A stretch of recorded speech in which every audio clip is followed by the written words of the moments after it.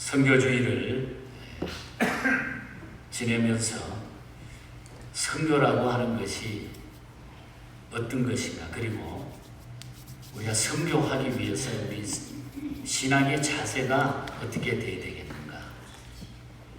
오늘 사도행전 4장에 나오는 마지막 부분에 말씀을 읽다가 그렇다, 딱 우리가 한 가지의 초점에 맞추면은 교회는 복음을 바로 전할 수 있다. 그것이 바로 은혜 받는 일이다. 아멘. 은혜만 받으면 모든 것이 된다는 거죠. 아멘. 그래서 은혜로 사는 사람들이라는 이런 말씀으로 오늘 말씀을 잠시 나누어 보고자 합니다. 종교개혁자 마틴 루터는 그런 이야기를 했습니다. 하나님의 은혜는 마른 땅을 적시는 여름날의 소낙비와 같다. 아멘. 만일 이 지구촌 이 땅에 비가 없다고 하면은 돼지도 초목도 사람도 메말라서 시들고 말 것입니다. 물은 그만큼 중요하기 때문입니다. 페르시아의 고레스 황제가 친구 중에 두 사람을 불러가지고 잘했기 때문에 이들에게 상을 내리는데 한 사람에게는 금메달을 목에 걸어 주었습니다. 그리고 다른 한 사람에게는 키스를 해 주었습니다. 그때에 금메달을 받은 사람은 키스를 받은 사람을 몹시 부러워했다 그럽니다. 이유는 왕의 총애를 최고 많이 받는 사람에게 왕은 키스를 해 주었기 때문입니다. 그렇습니다, 여러분. 돈을 벌고 출세하고 성공하고 명예를 얻는 것도 나쁠 것은 없습니다만은 가장 중요한 것은 우리가 주님의 총애를 받는 것입니다. 아멘. 주님의 총애를 다른 말로 표현하면 은혜가 됩니다. 아멘. 우리는 그 은혜 하나만으로도 일평생 감격하고 감사하며 살아가야 된다는 것입니다. 사도행전 4장 오늘 32절 이하에는 은혜 받은 초대교회의 모습을 소개해주고 있는 그런 말씀입니다. 그 모습은 이상적인 교회상이며 이상적 그리스도인의 삶의 모습을 보여주고 있습니다. 그 내용을 구체적으로 살펴보면 은혜 받은 사람은 다음과 같다고 하는 것입니다. 우리가 은혜라는 말을 카리스라고 하는 말을 쓰는데 거기에는 여러 가지 뜻이 있어요. 기쁨이라는 뜻이 담겨져 있고 감사라고 하는 뜻이 담겨져 있고 매력이라고 하는 뜻이 있고 자비라고 하는 뜻이 담겨져 있어요. 그러니까 우리가 은혜만 받으면 내가 기뻐할 수 있고 감사할 수 있고 매력적인 그리스도인의 삶을 살 수 있고 자비가 넘치는 삶을 우리가 살 수 있다. 아멘. 자, 그러면 은혜 받은 사람은 어떤 사람인가? 세 가지를 오늘 간단하게 말씀을 드립니다.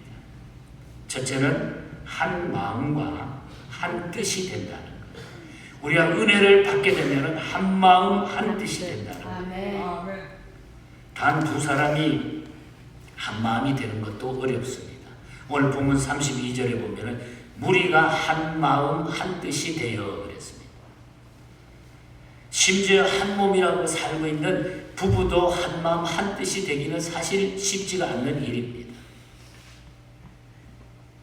그런데 초대교회는 무리가 한 마음 한 뜻이 되었다. 한 마음 한 뜻이 되었다. 그것은 그들이 함께 은혜 받고 성령을 받았기 때문이라는 것입니다. 일반적으로 마음은 우리가 감정이라든지 의지, 사상, 생각 등이 집합된 것을 의미합니다. 이렇게 부부가 하나가 되고 교회 공동체가 하나가 될 수 있다고 하는 것은 놀라운 일이죠. 그것은 은혜를 받지 않고는 하나가 될 수 없다. 아멘. 교회 공동체가 하나 될 수 있는 것은 하나님의 은혜를 체험하지 않으면 하나가 될 수 없다. 오순절 사건 이전에 그들은 저마다 각각 다른 지역에서 놀던 사람이었습니다. 그러나 그들이 한 곳에 모여 성령 충만이 받고 난 이후부터는 마음과 뜻이 하나가 되기 시작했다고 그랬습니다. 우리가 은혜를 받으면은 세 가지 안목이 열리게 됩니다. 먼저는 자신의 모습을 보게 됩니다. 아멘.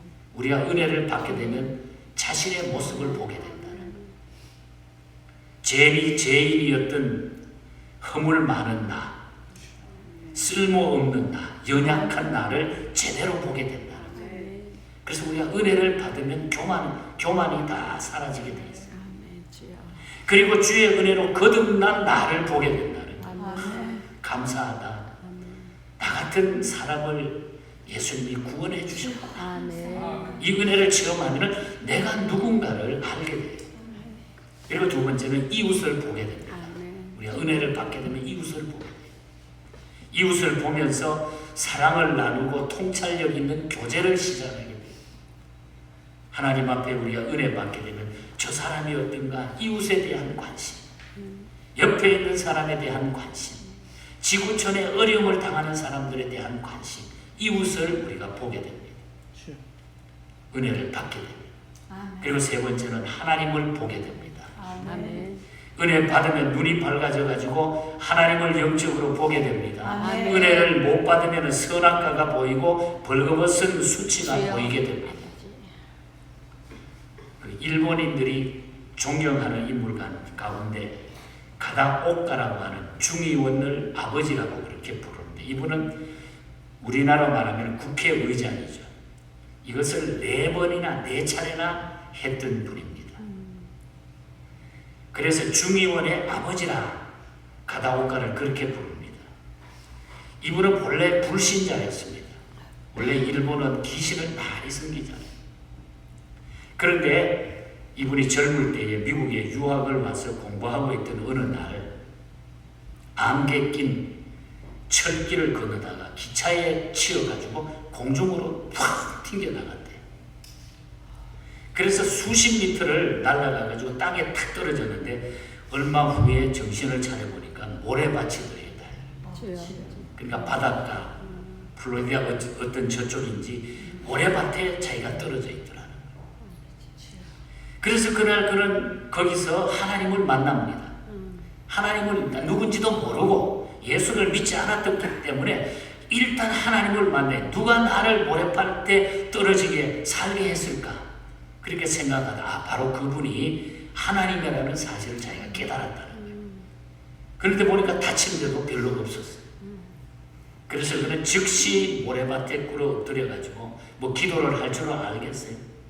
무조건 감사하다고, 살게 해준 거 감사하다고 기도를 드리고 그 후에 돌아와가지고 바로 자기 발로 교회를 찾아가서 예수 믿기 시작을 했고, 유학 후에 일본으로 돌아가서 정치에 투신해서 중의원 의장을 4번씩 역임하게 되었습니다.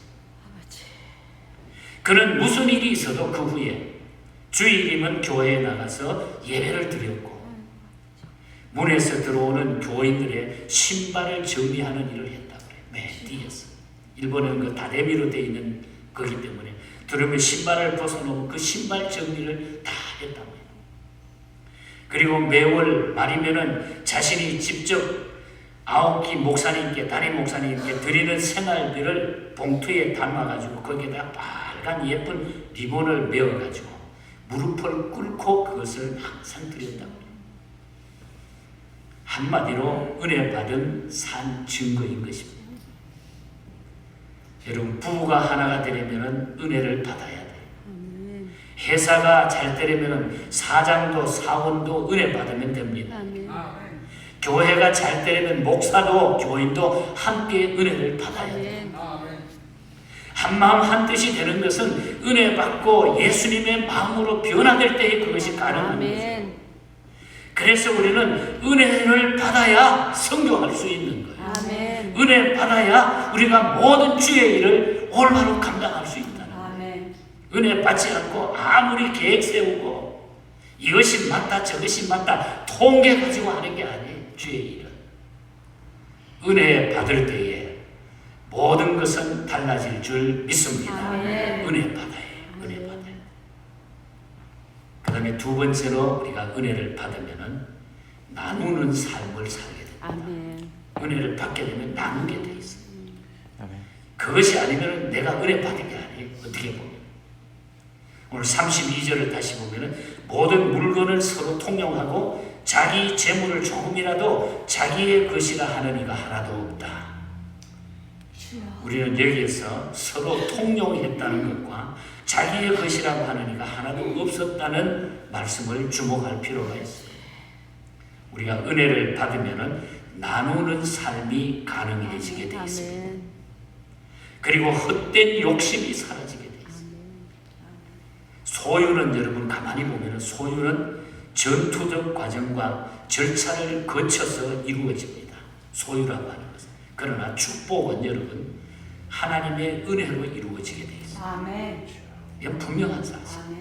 내가 소유는 이 세상의 모든 소유는 내가 어떤 전투적인 노력과 힘든 과정을 통해 가지고 거쳐서 내가 갖지만은 그러나 축복은 정말 축복은 하나님의 은혜로 이루어지게 있습니다. 이걸 알면은 여러분 주님. 우리가 하나님 앞에 정말 재밌게 살 수 있어요. 아멘. 기쁘게 살 수 있어요. 아멘. 그래서 야고보 사도가 그렇게 이야기하잖아요. 욕심이 잉태한즉 죄를 낳고 죄가 장성하면 죽음이 온다는 게 사망을 낳는다는 거예요. 사람은 나이가 들게 되면 여러분 하루에 이 뇌 세포가 10만 개 가까이 소멸된다고 그럽니다. 자꾸 나이가 들어가고 그러니까 자꾸 기억력도 없어지게 되고 모든 것들이 자꾸 약하게 돼요. 그래서 창의력도 기억력도 자꾸 없어지게 되는 거예요. 월남전 당시에 미군 포로들이 잡혀가지고 지옥 같은 그 수용소에 갇혀 있는데 별로 할 일이 없었답니다. 그때 그들은 몇몇 사람들을 둘러 앉아가지고 성경 구절을 암송하고 담뱃재로 만든 잉크로 성경을 쓰기 시작을 했다. 계속 성경을 쓰고 책장이 있으면 그것을 읽고 그렇게 했는데 그리고 그 일을 한 포로들은 모두가 기억력과 건강을 유지할 수 있었다는 것입니다. 그래서 그 사람들에게는 그 과정을 통해 가지고 별로 어렵지 않는 모든 시간들을 보낼 수가 있었고 건강을 되찾을 수 있었다. 그 외의 사람들은 전부 어려운 가운데 죽어나가기도 하고 정신병에 들리기도 하고 괴로움이 이만저만이 아니었다는 것입니다. 여러분 고인물은 썩는 것처럼 돈 벌어서 나만 쓰고 나만 먹었던 부자는 한결같이 당대로 다 망했습니다. 그러나 나누며 산 부자들은 대를 이어갔어요. 초대교회의 경우 자기 재물을 자기의 것이라고 하느니가 하나도 없었다. 참으로 놀라운 일입니다. 요즘같이 그렇게 하라면 난리가 나겠죠. 그러나 우리가 예수 믿는 사람의 근본 정신이 필요한 거예요. 우리가 어디서 왔으며 내가 누구인가를 은혜 받고 내가 누구인가를 알게 되면은 우리가 그 하나님 앞에 올바른 삶을 살아갈 수 있다. 물질관이 달라질 수 있다. 그렇다고 제가 이 설교를 하면서 여러분 가지고 있는 거 교회에다 내놓으라 이 뜻이 아니에요. 고린도후서 9장 8절을 보면은 하나님이 능히 모든 은혜를 너희에게 넘치게 하시나니 이는 너희로 모든 일에 항상 모든 것이 넉넉하여 모든 착한 일을 넘치게 하려 하심이라. 여기서 넘치는 은혜 받은 사람의 할 일이 기록이 되어 있어요. 넘치는 은혜를 받은 사람은 넘치도록 착한 일을 해야 된다. 우리가 많은 돈을 축복으로 받았으면 내가 건강을 축복으로 받았으면 내가 남다른 명예나 남다른 높은 지위를 가졌다고 하면 그것을 통해서 넘치도록 좋은 일을 하라는 거예요. 좋은 일. 넘치도록 그것을 통해서 주님을 위해서 일하라는 거예요. 다시 말하면 받은 만큼 나누라는 것입니다. 우리가 받은 은혜를 나눌 때에 오는 축복이 있습니다. 첫째는 강하게 돼요. 강하게 됩니다. 축복을 나누면 우리는 강한 자가 돼요. 디모데후서 2장 1절에 보면은 내가 그리스도 예수 안에 있는 은혜 속에 강하고 그랬어요. 은혜 속에 강. 그 뜻은 은혜를 받은 사람과 나누는 사람과 은혜 안에 사는 사람은 강하게 된다는 것입니다. 강하게 된다. 주는 자가 강하고 나눠줄 수 있는 사람이 부자인 것입니다. 내가 지금 가지고 있는 많은 것이 부자가 아니라 나눌 수 있는 사람이 부자다. 강하게 된다. 잊지 아멘. 마십시오. 그리고 성장하게 됩니다. 내가 받은 은혜를 나누게 될 때에 성장하게 돼. 베드로후서 3장 18절에 보면 오직 우리 주 곧 구주 예수 그리스도의 은혜와 저를 아는 지식에 자라가라 그랬어요. 은혜를 받은 사람은 그 믿음과 지식이 자라간다 그랬습니다. 은혜를 받아야 교회가 성장하고 회사도 기업도 직장도 성장하게 되는 겁니다. 아멘. 그리고 더욱 풍성해집니다. 은혜를 나누면 풍성해진다. 나누면 작아지고 줄어든다고 믿는 것은 세상 경제 원리입니다. 그러나 나눌수록 커지고 많아진다고 믿는 것은 하나님의 경제 원리인 것입니다. 그래서 오늘 본장에 보면은 마지막에 초대교회 바나바 장로님 이야기가 나오잖아요. 자기가 가지고 있는 것을 다 팔아가지고 사도들 앞에 갖다 놨다. 그런데 15장에 바로 넘어가면 아나니아와 삽비라 이야기가 연속이 되는데, 아나니아 삽비라가 바나바 장로님이 팔아가지고 좋은 일 하라고 교회에 바치니까 그거 보고 나는 저거보다 더해 그러면서 욕심을 내가지고 약속은 떡해놓고 그 약속을 안 지키다가 두 부부가 하루아침에 시체로 죽어나가는 이런 사건이 바로 5장 1절부터 시작이 돼요. 4장이 끝나면 5장 1절에 바로 시작이 돼요. 어두웠던 아나니아와 삽비라의 비극은 최후의 죽음이었다고 하는 것.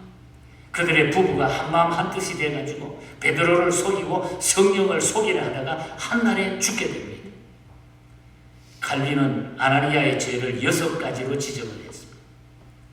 하나님을 업신여긴 죄, 성물을 거짓으로 바친 죄, 허영심으로 바친 죄, 거룩한 교회의 오점을 남긴 죄, 불신앙의 죄, 외식의 죄 등 6가지로 칼빈은 이 말씀을 추석했습니다. 아무리 내 것이라도 하나님께 드리기로 한 것은 내 것이 아니라는 거죠. 물질도 시간도 재능도 하나님께 드리기로 한 것은 반드시 드려야 돼. 반드시. 그리고 나누는 삶을 우리가 살아야 돼. 이것이 바로 선교라는 거예요. 선교. 나누는 삶이 선교예요. 내가 지금까지 건강 축복을 받고 물질의 복을 받고 내 좋은 환경 속에서 살면서 이것을 나눌 수 있는 것이 바로 선교. 그래서 우리가 이 복음을 위해서 우리가 나누는 거예요. 선교는 나누는 거예요. 여러분, 우리가 그래도 남다르게 좋은 환경에 살고 있지 않습니까? 우크라이나 전쟁 얼마나 심합니다. 어린 어머니 저녁에 잠도 어제 우리 강태강 목사님이 또 우리 거기에 카톡방에 쭉 사진을 올렸대. 거기에 있는 군목 목사님 가정에 갑자기 어디서 포탄이 날라와가지고 그냥 집이 다 파괴되고 그 사진을 찍어가지고 보냈어. 오늘 밤에 어떻게 될지도 모르는 그런 상황 속에 살아가. 아버지, 주여. 지구촌에 그러한 영혼들이 너무 많이 있는 거예요. 주변에 한 경우. 우리가 그들을 위해서 기도하고 그들에게 우리가 사랑해주고 단돈 10불이라도 우리가 도와주는 그 마음이 내게 생길 때에 이것이 바로 선교라는 거예요. 이것이 바로 은혜 받은 사람들의 정확한 삶이고 바른 삶이죠. 이게 바로 가는 길이죠. 우리가 그런 것을 보고도 아무렇지 않다고 우리가 생각하면 어떻게 우리가 그것을 하나님 앞에 은혜 받은 사람으로 생각할 수 있어요? 그래도 건강 주셨고 남다른 환경 속에 이만큼 내가 온 것 생각하면 하나님 감사합니다. 어떤 우리 교회 분이 그래요. 목사님, 내가 이거 내가 교회에 지금 하려고 그럽니다. 제가 보기엔 그분이 가진 것이 없어요. 없는데도 하나님 앞에 내가 이것은 약속에 내가 하고 싶어요 이러더라고요. 눈물이 나더라고요. 내 속으로 하려고 하는. 그래서 내가 오늘 아침에도 예배 드리기 전에 잠깐 앉아서 8시 반에 나와서 기도를 하면서 하나님 축복해달라. 아멘. 하나님 저렇게 주님을 바로 섬기려고 헌신하려고 자기 아이들 장래도 힘든데 하나님 앞에 일을 해보고 싶어서 하나님을 위해서 헌신하고 싶어 하는데 하나님 축복해달라. 아멘. 여러분, 이 세상의 것은 다 지나가게 돼 있어요. 내가 조금 더 가졌다, 더 건강하다, 그냥 우리는 가게 돼 있어요. 그래서 우리는 나누는 삶을 살아야 돼. 은혜는 나누게 된다. 은혜 받은 사람은 나누게 된다. 마지막으로 예수 부활을 증거하게 된다. 우리가 은혜를 받게 되면 예수 부활을 증거한다. 33절에 보면 사도들이 큰 권능으로 주 예수의 부활을 증거하니 큰 은혜를 얻어 그랬어요. 큰 은혜를 얻어.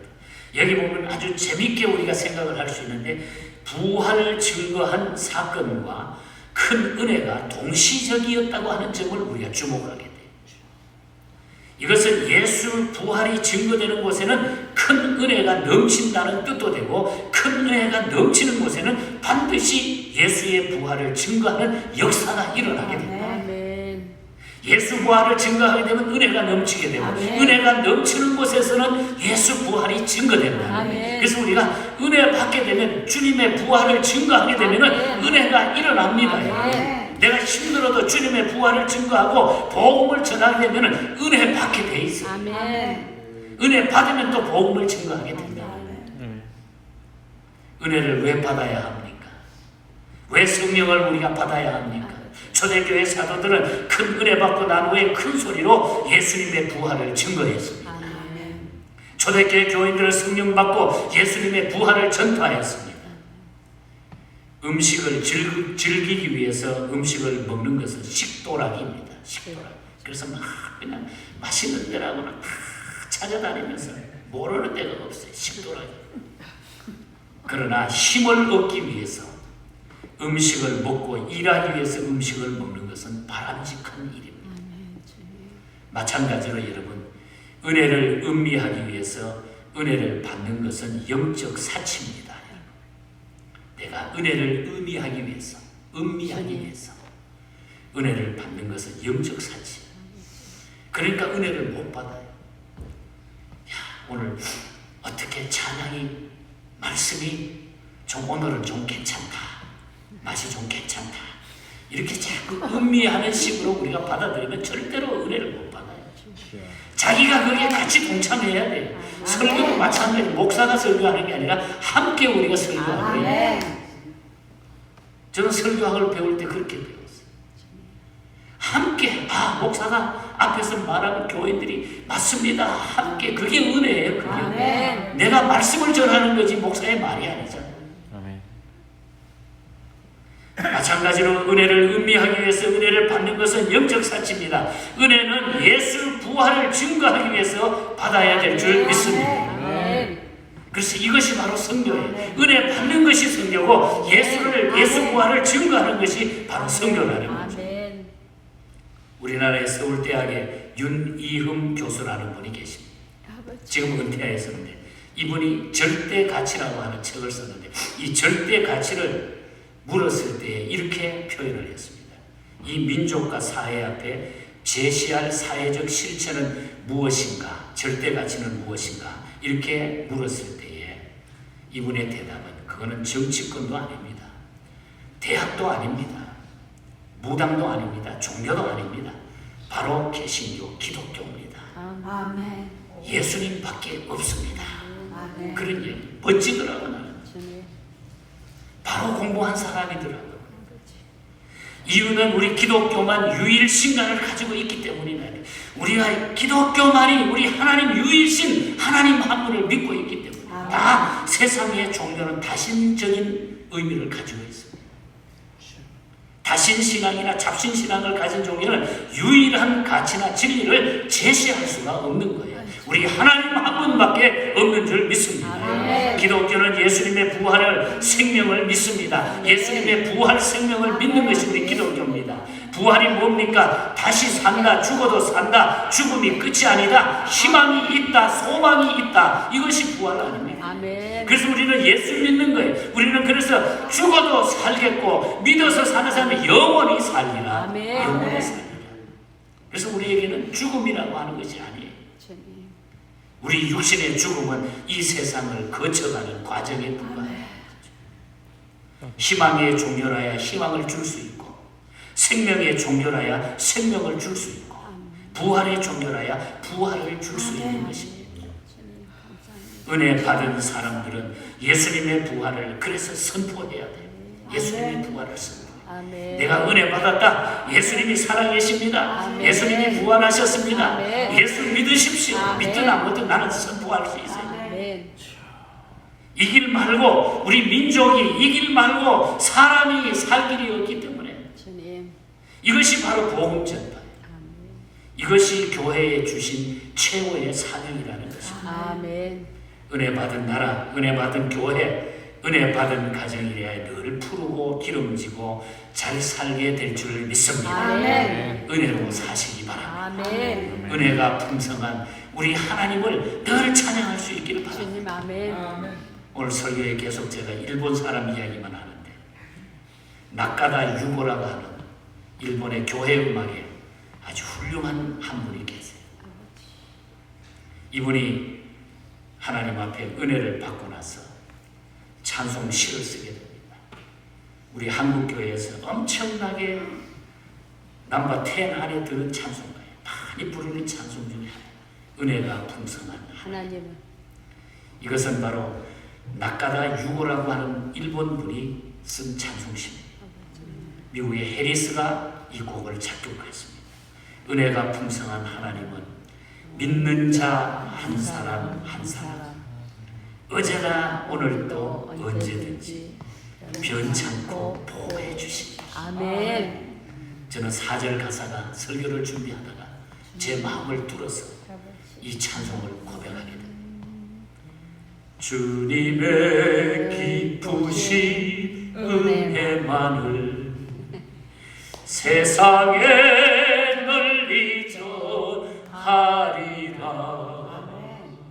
하늘의 능력과 권세로서 오늘도